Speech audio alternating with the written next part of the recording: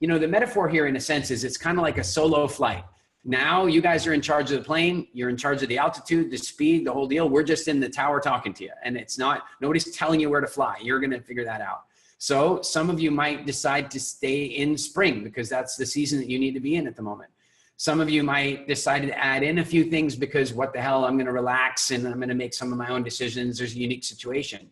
And some of you will, you know, maybe even go back to some of the old foods that you don't, you know, I want to be really clear about something.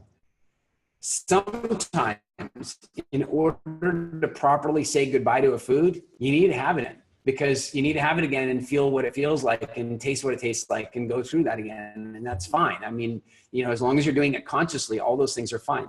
WildFit is not about this massive life of restriction. It's a life of consciousness and freedom around food so that you're free to choose what you want and free to choose what you don't want.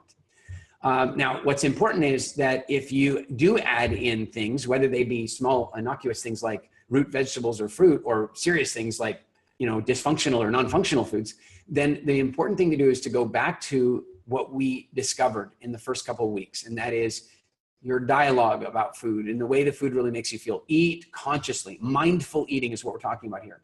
So if you want to go, like my experience of this is that 6 weeks after I cleaned up my diet, you guys have heard the story because it's in one of the videos, but I went to a friend's house.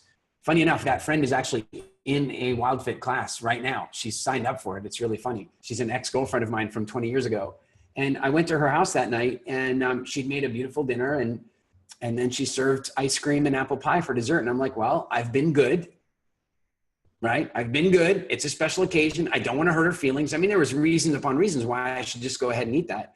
But when I ate it, I immediately got the feedback that it was the wrong thing to do. Immediately, I got the pain and the discomfort and the lack of energy and what have you. It was like, wow, I'm so glad that I ate that. So all I'm going to say is no matter what you do this week, do it mindfully and do it consciously.